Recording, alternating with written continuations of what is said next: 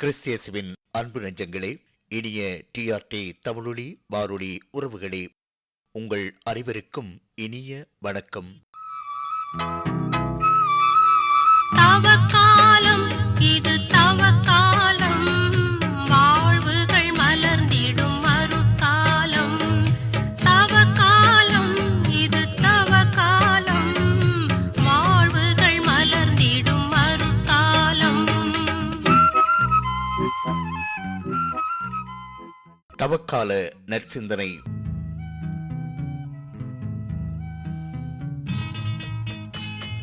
இன்றைய நிகழ்ச்சியில் இடம்பெறுவன: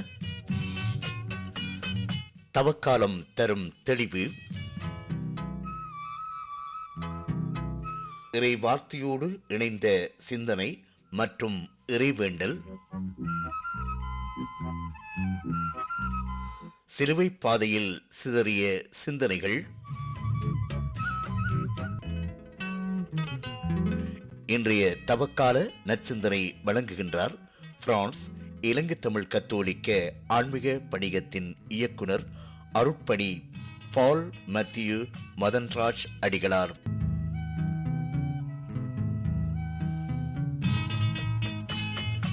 இந்த தவக்கால சிந்தனை தொடரினை பக்தியோடு கேட்டு பயணிக்க உங்கள் அனைவரையும் அன்போடு அழைக்கின்றோம்.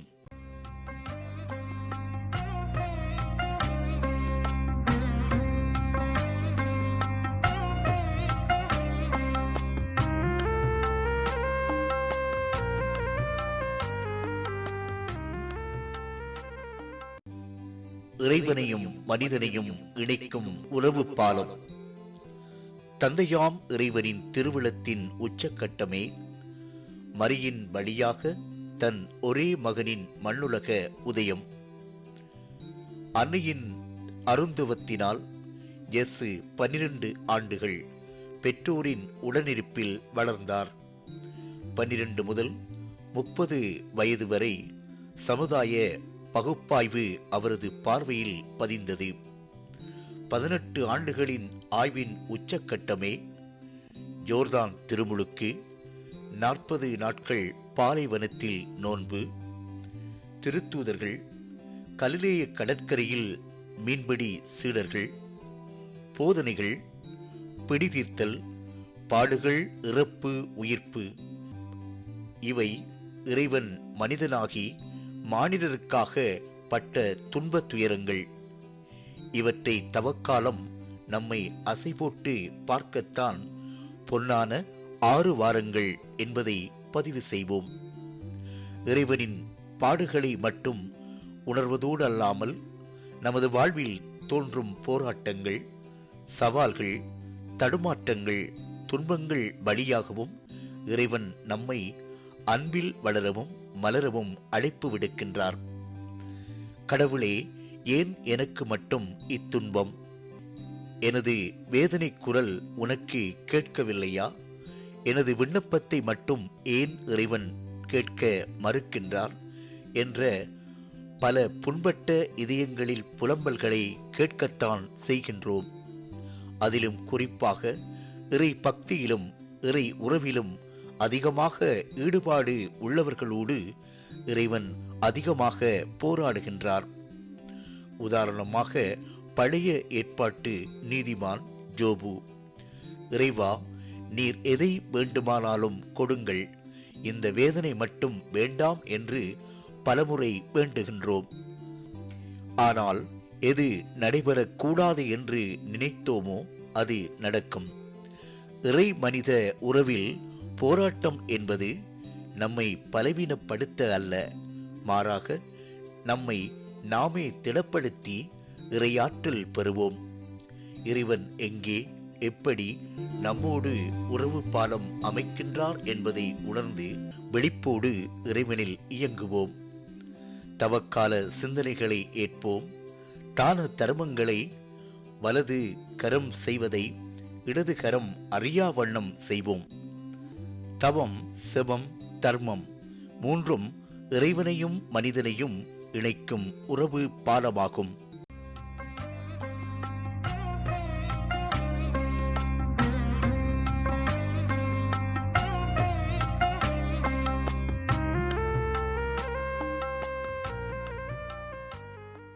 தவக்காலம் 5ஆம் வாரம் புதன்கிழமை. நற்செய்தி வாசகம். மகன் உங்களுக்கு விடுதலை அளித்தால் நீங்கள் உண்மையிலேயே விடுதலை பெற்றவர்கள். யோவான் எழுதிய தூய நற்செய்தியிலிருந்து வாசகம். நூற்பிரிவு 8, இறை சொற்றொடர்கள் 31 முதல் 42 வரை. அக்காலத்தில் இயேசு தம்மை நம்பிய யூதர்களை நோக்கி, என் வார்த்தைகளை நீங்கள் தொடர்ந்து கடைப்பிடித்து வந்தால் உண்மையில் என் சீடர்களாய் இருப்பீர்கள், உண்மையை அறிந்தவர்களாயும் இருப்பீர்கள். உண்மை உங்களுக்கு விடுதலை அளிக்கும் என்றார். யூதர்கள் அவரை பார்த்து, உங்களுக்கு விடுதலை கிடைக்கும் என நீர் எப்படி சொல்லலாம்? நாங்கள் யாரும் ஒருபோதும் அடிமைகளாய் இருந்ததில்லை. நாங்கள் ஆபிரகாமின் வழிமரபினர் ஆயிற்றே என்றார்கள்.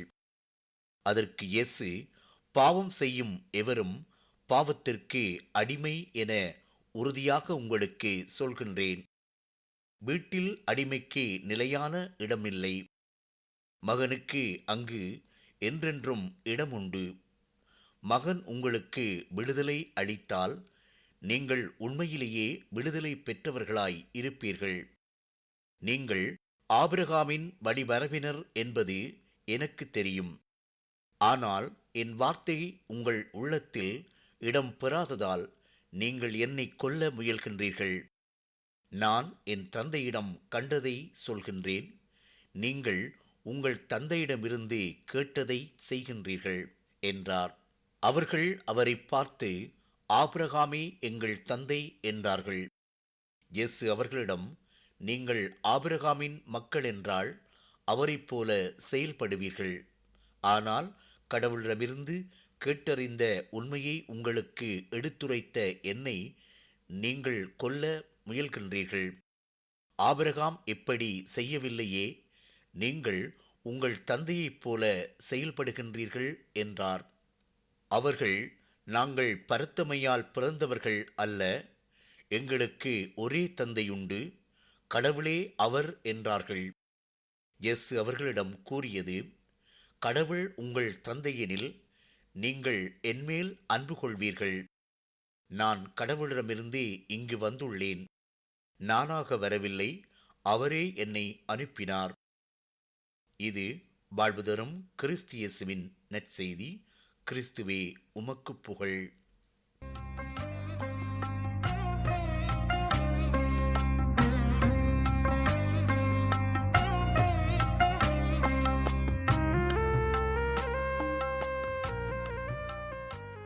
இறை இயேசுவில் பிரியமான சகோதர சகோதரிகளே, இன்றைய இறை வார்த்தை உண்மையின் யதார்த்தத்தை பற்றி எம்மோடு பேசுகின்றது.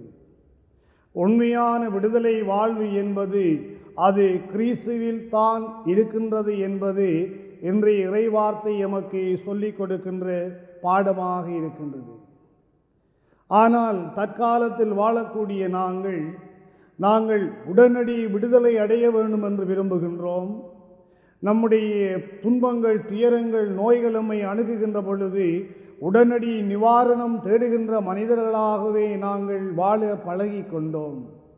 அதனால் இன்று ஆண்டவர் இயேசுவை விட்டு மிகவும் தூரத்தில் சென்று மனித சக்திகளை, மனிதர்களுடைய வல்லமைகளை நம்புகின்ற மனிதர்களாகவே நாங்கள் இருக்கின்றோம்.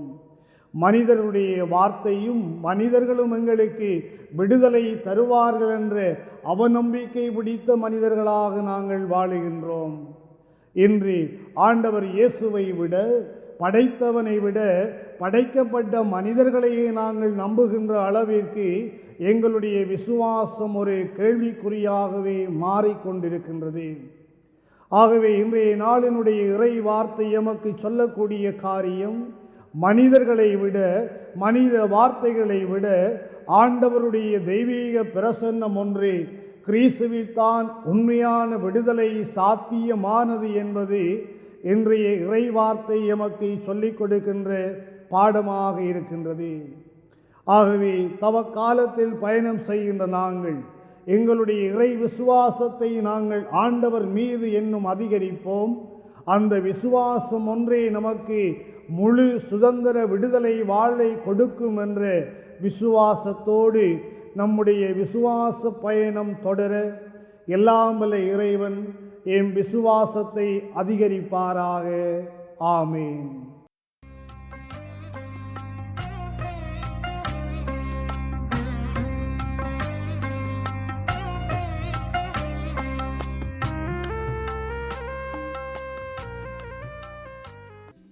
உண்மை இறைவா, உம்மை காணத் துடிக்கும் எமக்கு உமது வார்த்தைகள் வழி பேசுபவரே, நீர் என்றென்றும் போற்றுதலுக்குரியவர்.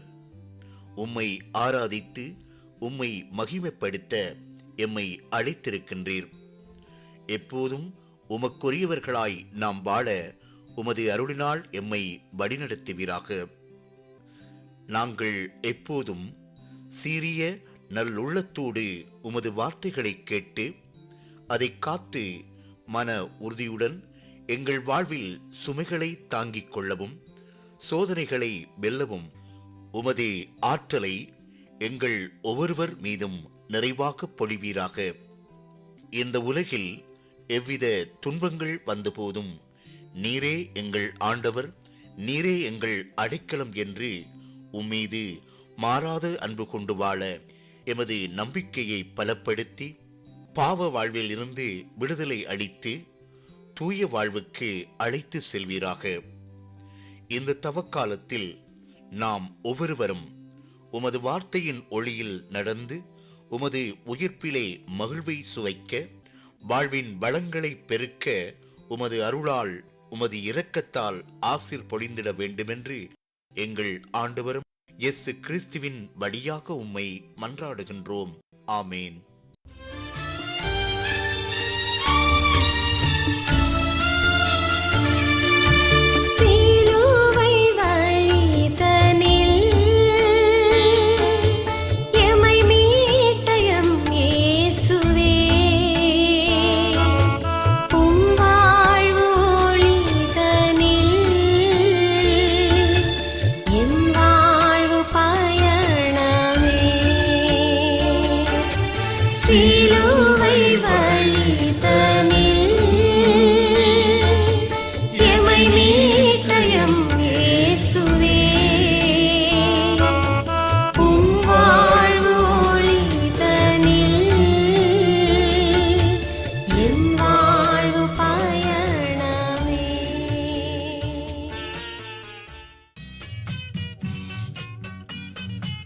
அடுத்து இடம்பெறுவது சிலுவை பாதையில் சிதறிய சிந்தனைகள். சிந்தனை வழங்குபவர் அருட்பணி ஆரோன் அடிகளார்.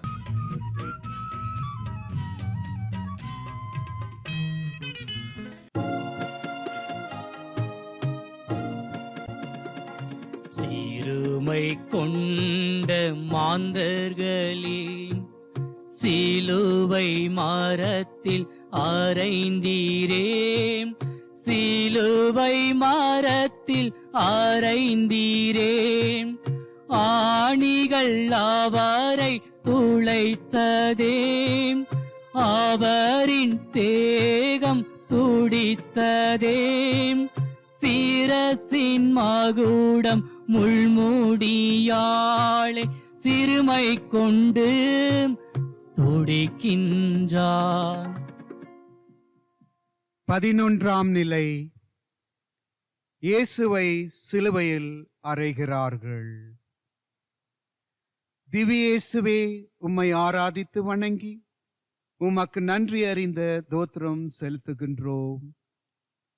அது ஏனென்றால் உமது பாரமான சிலுவையை கொண்டு உலகத்தை மீட்டு ரட்சித்தீர். இயேசுவை சிலுவையில் அறைகிறார்கள். அனைவரையும் தேடி சென்று கால்களுக்கும் தொட்டு குணமாக்கிய கைகளுக்கும் கிடைத்த பரிசு ஆணிகள். இதயத்தில் உள்ள அன்பை இலவசமாய் கொடுத்தவருக்கு பரிசு ஈட்டி. ஏன்? நாம் வாழ்வு பெற வேண்டும், தான் சொன்னதை நிறைவேற்ற வேண்டும் என்பதற்காகவே. பலருடைய பாவ மன்னிப்புக்காக சிந்தப்படும் என் ரத்தம் என்பதை மெய்ப்பித்து பரமனின் பரிசுத்த இரத்தத்தை தான் நாம் திருப்பலியில் அருந்துகிறோம். இதை மறந்துவிட வேண்டாம். இயேசுவின் இரத்தம் வாழ்வின் ஊற்று. ஆனால் இன்று இயேசுவினுடைய இரத்தத்தின் மதிப்பை உணராமல் தினந்தோறும் நிறைவேற்றுகின்ற திருப்பலிதானே முதலில் சென்றால் என்ன, கடைசியில் சென்றால் என்ன, திருப்பலியில் கட்டாயம் பங்கு பெற வேண்டுமா என்று நினைப்பவர்களும் நம்மில் பலருண்டு.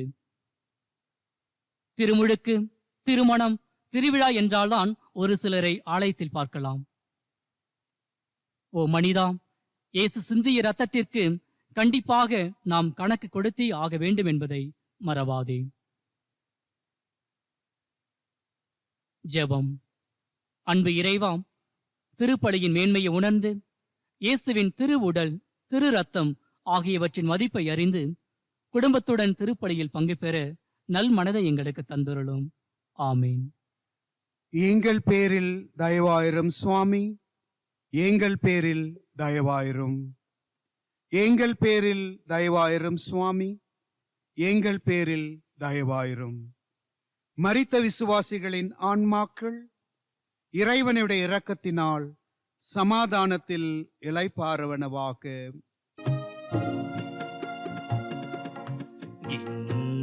ஜீவன் துடிக்கின்றான், சிலுவை அடியில் பார்க்கின்றான், சிலுவை அடியில் பார்க்கின்றான். அப்பா தந்தாய் என்கின்றான், ஏன் என்னை கைவிட்டீர் என்கின்றான். விண்ணாளும் தேவன் மண் மீது வந்து சிலுவை மரத்தில் உயிர் நீத்தான்.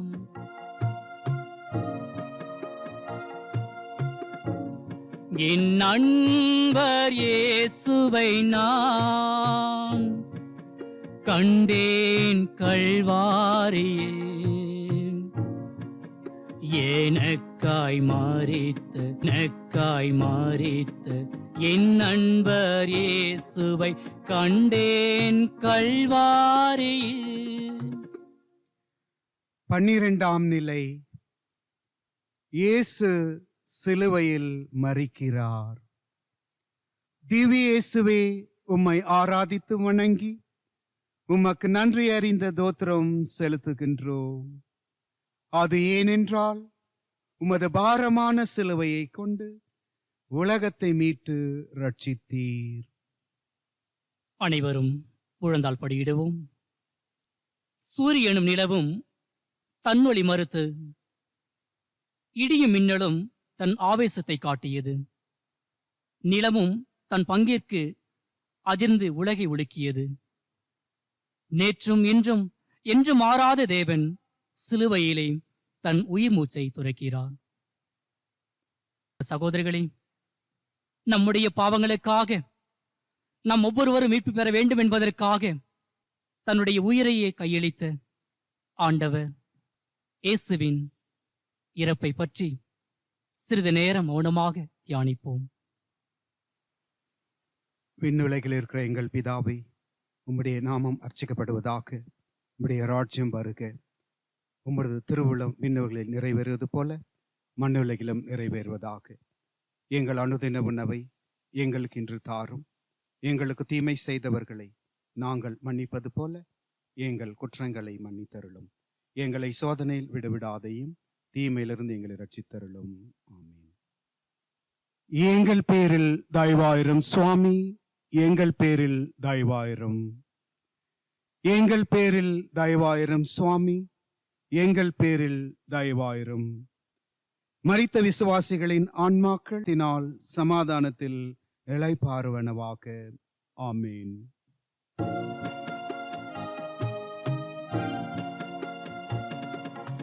அன்பின் உடலை எடுத்தன, அன்னையின் மடியில் கிடத்தினன், அன்னையின் மடியில் கிடத்தினன். அம்மா உன் நெஞ்சம் வெடித்ததோம், வியாகுளம் நிறைந்து துடித்ததோம், என்னே உந்தன் துயரமம்மாம் தூயவளே தாய்மரியே. 13ஆம் நிலை. மரித்த இயேசுவின் திருவுடலை அவரது தாயின் மடியில் கிடத்துகிறார்கள். மரித்த இயேசுவின் திருவுடலை அவரது தாயின் மடியில் கிடத்துகிறார்கள். திவ்ய இயேசுவே, உம்மை ஆராதித்து வணங்கி உமக்கு நன்றி அறிந்த தோத்திரம் செலுத்துகின்றோம். அது ஏனென்றால் உமது பாரமான சிலுவையை கொண்டு உலகத்தை மீட்டு ரட்சித்தீர். மரித்த இயேசு அன்னையின் மடியில் பாசத்தோடும் நேசத்தோடும் பாலூட்டி சீராட்டி வளர்த்த தன் மகனை சடலமாக தன் மடியில் வைத்திருக்கிறார் அன்னை மரியா. இயேசுவை கருவிலே சுமக்கத் தொடங்கியவள் இறந்த பின்பும் சுமக்கிறாள். ஏனென்றால் இறை திட்டம் நிறைவேற வேண்டும், அனைவரும் நிறைவாழ்வு பெற வேண்டும் என்பதால்தான். இப்படி தன் மகனுக்காக தன்னை முழுவதும் அர்ப்பணித்து தரணிக்கு தாயாக மாறியவள் நம் தாய் அன்னை மரியாள். அன்பு சகோதரமே, அதியாக விட்டு இரண்டாவது திருமணம் செய்து கொள்வதும் அழகு குறைந்துவிடுமோ என்று எண்ணி பிள்ளைகளை பிறக்காமல் இருக்க கருத்தடை காரணிகளை பயன்படுத்துவதும், குழந்தைக்கு தாய்ப்பால் தர மறுப்பதும், ஒரு முறைதானே பிறக்கிறோம் என எப்படி வேண்டாலும் வாழ்வதும் இயல்பான ஒன்றாகிவிட்டது. தாய்மையின் இலக்கணமான அன்னை மரியாவுக்கு நாம் கூறும் பதில் என்ன? சிந்திப்போம்.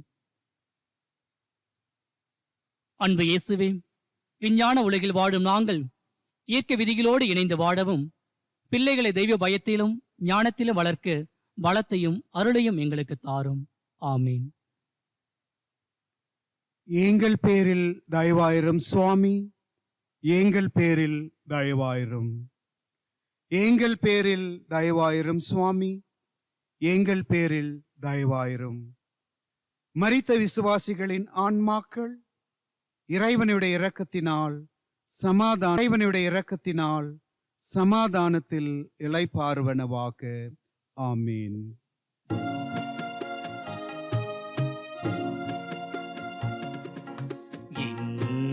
நண்பர் நீத்தான் கல்லறை மடியில் தூயில் கொண்டான், கல்லறை மடியில் தூயில் கொண்டான். மனிதா உன் பாவம் விடுவாயோ, மன்னிக்கும் மன்னனை நினைப்பாயோ. மண்ணை படைத்த மாபெரும் தேவன் மண்ணில் நமக்காய் புதைந்தாரே. 14ஆம் நிலை. மரித்த இயேசுவை கல்லறையில் அடக்கம் செய்கிறார்கள். உமக்கு நன்றி அறிந்த தோத்திரம் செலுத்துகின்றோம். அது ஏனென்றால் உமது பாரமான சிலுவையை கொண்டு உலகத்தை மீட்டு ரட்சித்தீர். இயேசுவை அடக்கம் செய்கிறார்கள். இறைமகனை அடக்கம் செய்ய 6 அடி நிலம் கூட இல்லை. ஒருவனது பிறப்பு முதல் இறப்பு வரை நிலையானது என்று ஒன்றுமில்லை என இறந்த பின்பும் கூட நம் ஆண்டவர் இயேசு போதனை செய்கிறார். கடவுளை அன்பு செய், அயலானை அன்பு செய், அப்பொழுது இறைவன் தொடர்ந்து காப்பார் என்பதை வெளிப்படுத்த அடுத்தவர்களால் ஏற்றுக்கொள்ளப்பட்டு அடக்கம் செய்யப்படுகிறார்.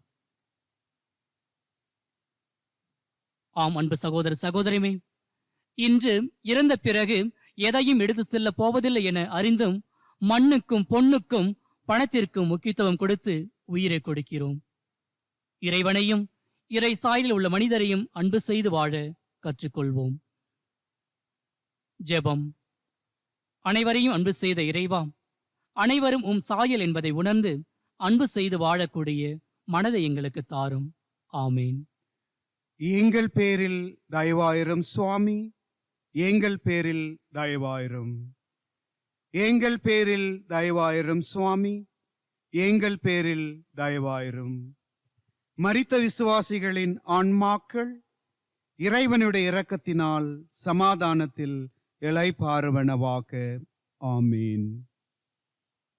அன்பு சகோதர சகோதரிகளே, உனக்காகவே என்று சொல்லி உயிரை கொடுத்த இறைவனின் தியாக செயலை இதோ இந்த சிலுவை பாத வழியாக தியானித்திருக்கின்றோம். முழு பயனை அடைய வேண்டுமானால் இயேசுவுக்காய் மட்டும் வாழ்வோம். இயேசுவை மட்டும் பிறருக்கு கொடுப்போம்.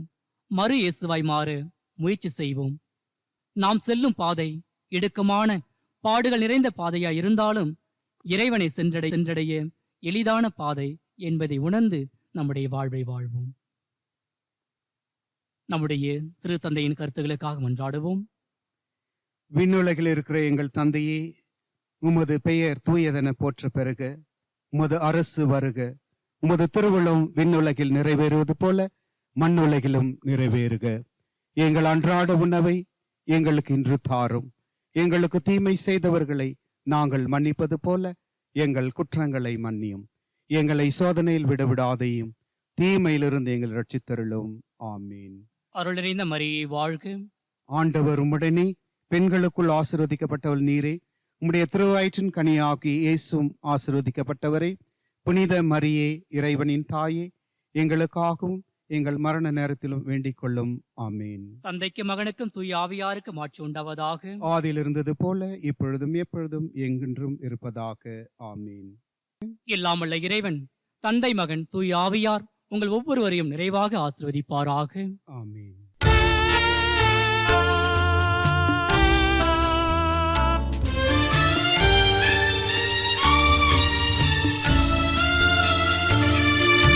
சிலுவை வழிதனில் எமை மீட்ட எம் இயேசுவே, உம் வாழ்வு ஒளிதனில் எம் வாழ்வு பயணமே. சிலுவை வழிதனில் எமை மீட்ட எம் இயேசுவே, உம் வாழ்வு ஒளிதனில் எம் வாழ்வு பயணமே.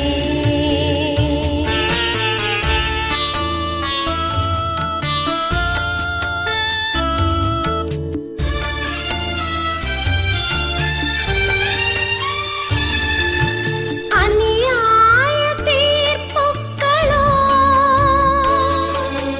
நீதியின் மரணமன்றோ. அநியாய தீர்ப்புக்களோ நீதியின் மரணமன்றோ. அடுத்தவர் நிலையுணர்ந்து நிதம் வாழ விரும்புகின்றோ, நிதம் வாழ விரும்புகின்றோ.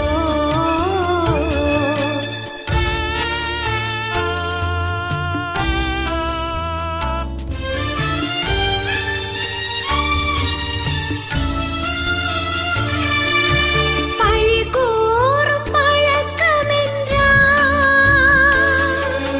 சிலுவை சுமத்தலென்றோ. பழி கூறும் பழக்கமென்றால்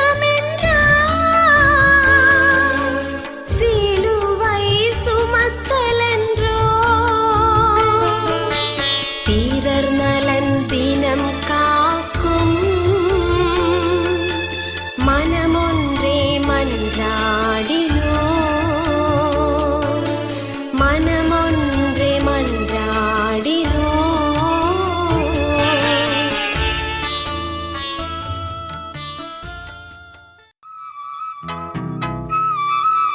தவக்காலம் இது தவக்காலம், வாழ்வுகள் மலர்ந்திடும் அருட்காலம். தவக்காலம் இது தவக்காலம், வாழ்வுகள் மலர்ந்திடும் அருட்காலம். நேர்கள் இதுவரை தவக்கால நற்சிந்தனை கேட்டீர்கள். இன்றைய தவக்கால நற்சிந்தனை வழங்கியவர் இலங்கை தமிழ் கத்தோலிக்க ஆன்மீக பணியத்தின் இயக்குனர் அருட்பணி பால் மேத்யூ மதன்ராஜ் அடிகளார். சிலுவைப்பாதை சிந்தனை வழங்கியவர் அருட்பணி ஆரோன் அடிகளார். இவர்கள் அனைவருக்கும் எமது மனமார்ந்த நன்றிகளை தெரிவித்துக் கொண்டு எமது நிகழ்ச்சியினை டிஆர்டி தமிழொலி வானொலியுடன் இணைந்து செவிமடுத்த அன்புள்ளங்கள் அனைவருக்கும் இனிய வாழ்த்துக்களையும் நன்றிகளையும் தெரிவித்துக் கொண்டு உங்களிடமிருந்து விடைபெறுகின்றோம். நன்றி, வணக்கம் அன்பு நெஞ்சங்களே. Thank you.